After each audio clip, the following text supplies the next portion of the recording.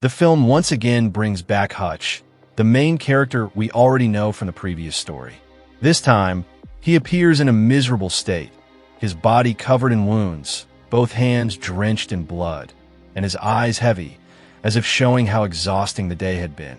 In front of him sit two detectives who have no idea who he really is. They only want one answer. Where did his extraordinary abilities, recorded in the official report, come from? To answer that question, the story shifts back to the past, opening a new chapter never told before. The timeline takes us to Monday. Hutch's family life looks completely ordinary. The morning begins with breakfast, the kids getting ready for school. Hutch even takes the dog out for a walk, and everything at home flows peacefully. A routine that repeats day after day, monotonous but stable. Everything seems normal until Friday.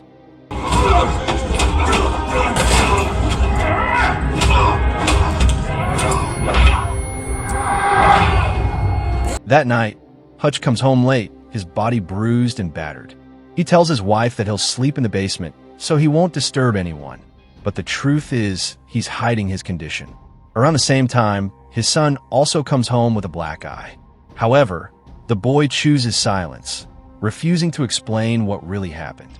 The next day, while Hutch is at work, his mind is restless.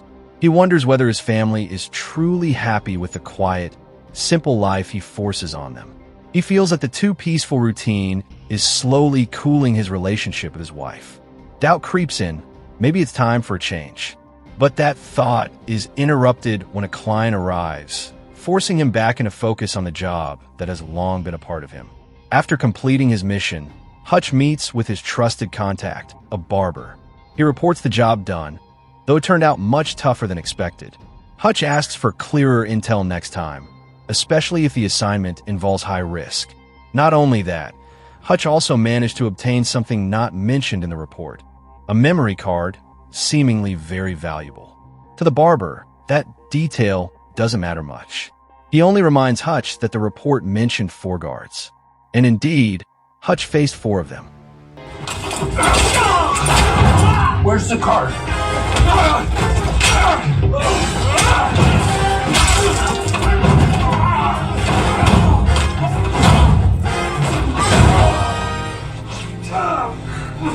But after stepping out of the elevator, the truth was different. There were more men waiting, armed Russians and even Brazilians wielding knives. Though Hutch defeats them all, suspicion lingers. What could be so important on that car that it required such heavy protection? The barber promises to look into it, but immediately offers Hutch another job. Here, old problems resurface. In the first film, Hutch once burned money that wasn't his. Now, that act is turned into a huge debt he must repay. Hutch asks for a break, but the answer is firm. If he stops, his family's safety cannot be guaranteed. Realizing he can never truly pay off the debt, Hutch starts looking for another way. He suggests a short trip out of state, trying to lift his family's spirits even though it feels a little forced. The kids agree, but on one condition: their grandfather has to come along. The old man, bored of the nursing home, agrees enthusiastically. Let's do this! And so, their journey begins. They leave their phones behind, bringing only cash to avoid leaving any trace. Their first stop is an old, classic-style hotel. Not very comfortable, but they accept it since the grandfather likes it. Hutch even books a romantic room for his wife, though it takes her time to adjust to the place. That night, Hutch tries to lighten the mood by taking his family to a water park. Unfortunately, an incident forces the park to close early. They end up having a simple dinner before stumbling upon an arcade. It may be small, but the games there are enough to bring laughter back to the family. Inside, Hutch tries to talk to his son Brad about the black eye, but Brad stays silent, choosing instead to spend time with his sister. There, Brad faces a bully. At first, he holds back, but when the bully destroys his sister's prized toy, his patience runs out.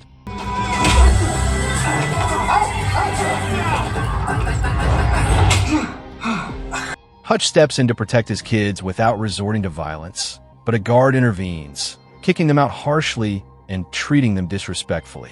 This awakens Hutch's old side. Pretending to have forgotten something, he sneaks back to the arcade. There, he confronts the guard. Despite the guard being much bigger, Hutch easily takes him down.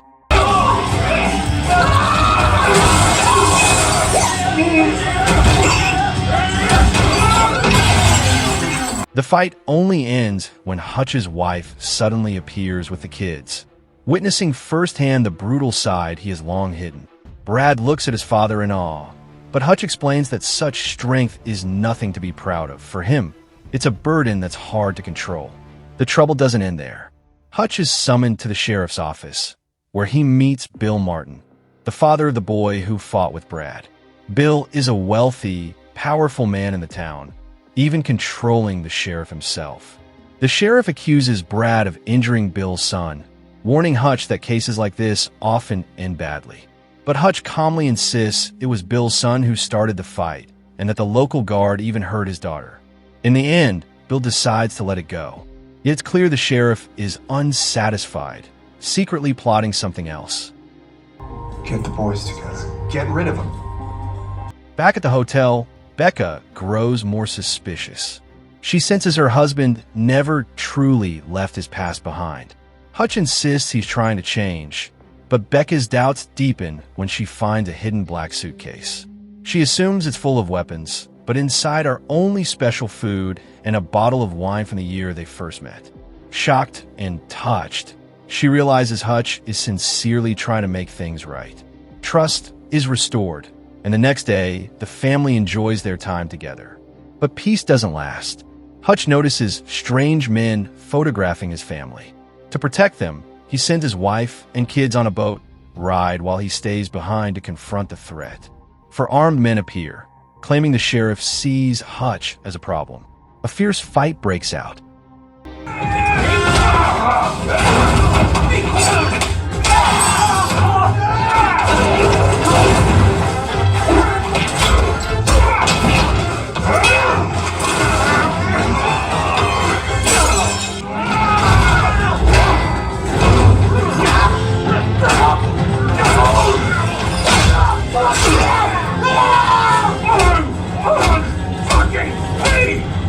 Though outnumbered, Hutch defeats them all but injures his hand in the process, leaving a mark he can't hide. He covers it up, waiting calmly for his family to return from the boat ride as if nothing happened. During downtime, Hutch contacts his foster brother Harry to ask about the town. Harry explains that while Hutch's childhood memories of the place were sweet, it has since changed. Corruption, greed, and crime now rule. Everyone knows Bill Martin, nicknamed Wild Bill. Locals believe his wealth comes from amusement parks, entertainment, and hotels, but in truth, it's darker. Smuggling, arms trafficking, even radioactive shipments that risk drawing federal attention. Meanwhile, at the sheriff's office, tension rises. The sheriff learns his men failed to eliminate Hutch. Knowing Hutch is still in town makes him nervous. Hutch also reports back to the barber, explaining he's been dragged into local trouble. The barber assumes Hutch is active again, but Hutch insists he only wants peace for his family.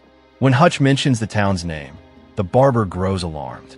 He warns Hutch about a ruthless figure who rules from the shadows, Lendina, a man without mercy, intolerant of failure, and extremely dangerous.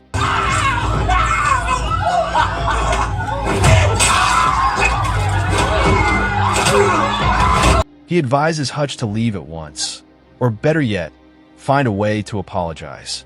Things escalate when Bill himself calls Lendina, saying he wants out and that the latest shipment will be his last. Lendina doesn't take it well. After hanging up, he contacts the sheriff, ordering him to send Bill a message. Hurt someone Bill loves, and he'll think twice. The sheriff arranges for Bill's son, Max, to be kidnapped, tied up, and used as leverage. But before the plan unfolds, Hutch strikes. He storms Lendina's money storage facility, douses stacks of cash in gasoline, and threatens to burn all. The sheriff panics, knowing the warehouse also holds explosives.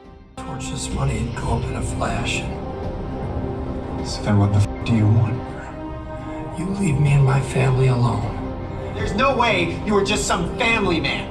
So easily kill you right now. But get the f out of here. If Hutch lights it, everything will be obliterated. Calmly, Hutch explains, he knows the money belongs to Landina, and if it burns, Landina will unleash hell. All Hutch wants is his family's safety. If the sheriff lets them go, the fire stays unlit.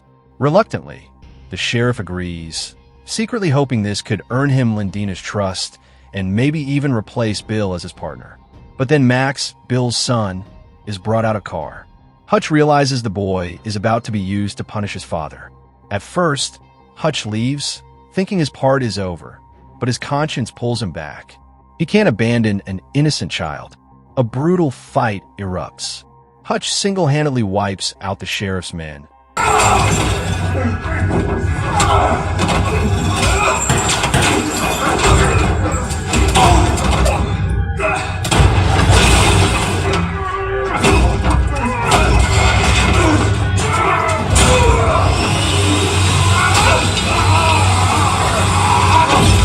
Showcasing unmatched combat skills.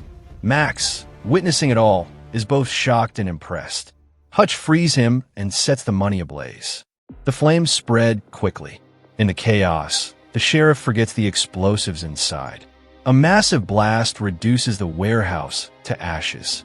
Word reaches Landina. He's furious at losing millions and an important shipment. The idea that a so-called tourist destroyed everything is unbearable.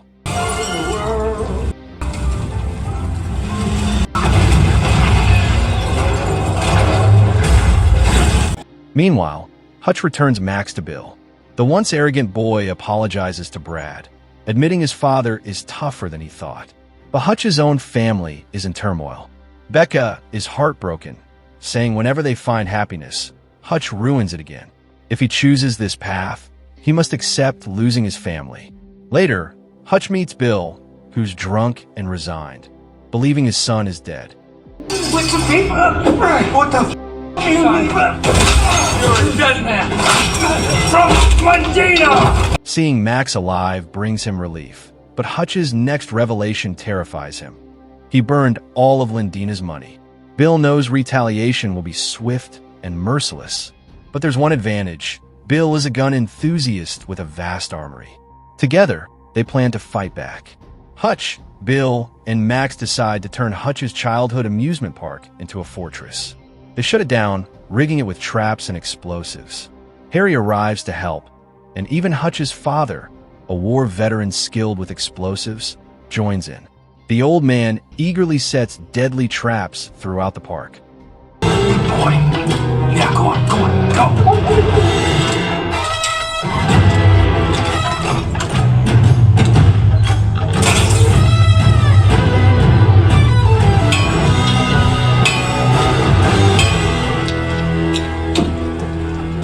Meanwhile, the sheriff, still dreaming of winning Landina's trust, calls him. But Landina, already furious, no longer needs him and eliminates him on the spot. The day of battle arrives. Landina's heavily armed men storm the park, expecting an easy kill. Instead, they walk into hell. Traps, explosives, and old war tactics leave them overwhelmed.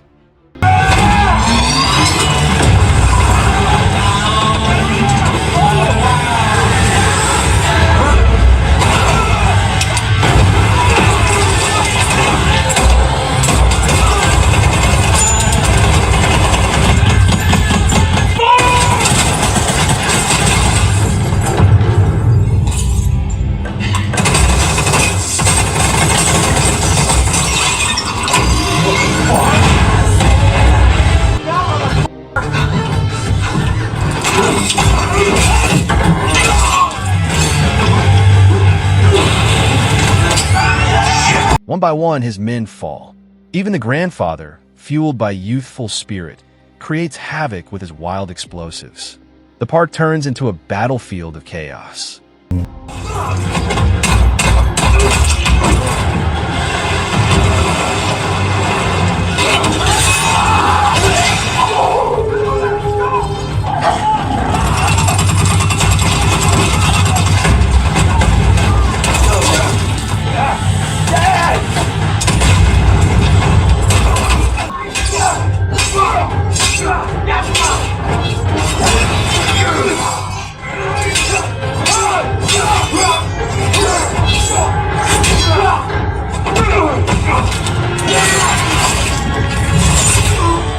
Finally, with most of his men defeated, Landina enters the fight himself.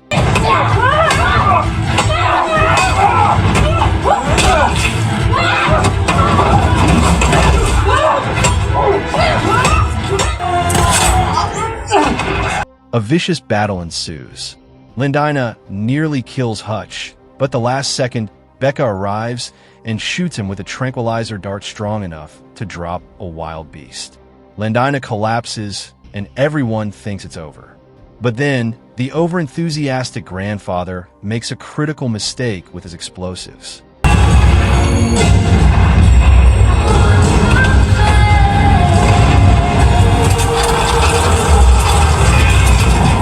they gonna be okay? Yeah. A massive blast rips through the amusement park. Hutch and Becca barely escape by leaping into a pool as the explosion lights up the night sky. In the end, Hutch finally gets the moment he's been searching for, a heartfelt kiss from his wife. The story then circles back to the interrogation room, just like at the beginning. But this time, Hutch isn't alone. He sits with his beloved wife. Soon after, a mysterious call from someone powerful comes in, and the detectives release Hutch and his family. They can now resume their long-delayed vacation. Ultimately, Nobody, too, reminds us that no matter how hard someone tries to leave the past behind, the traces never truly disappear. Old wounds, past choices, and the darker sides of ourselves always linger. But that doesn't mean the past must remain a burden. Within it lies strength, the ability to choose who we protect and what we fight for. Hutch realizes that the violence which once left him empty can now serve as a shield for those he loves most. We learn that family isn't about perfection, but about staying together, even when our darkest sides are revealed. In the end, what makes someone truly alive isn't their past, but the courage to sacrifice for the ones they love.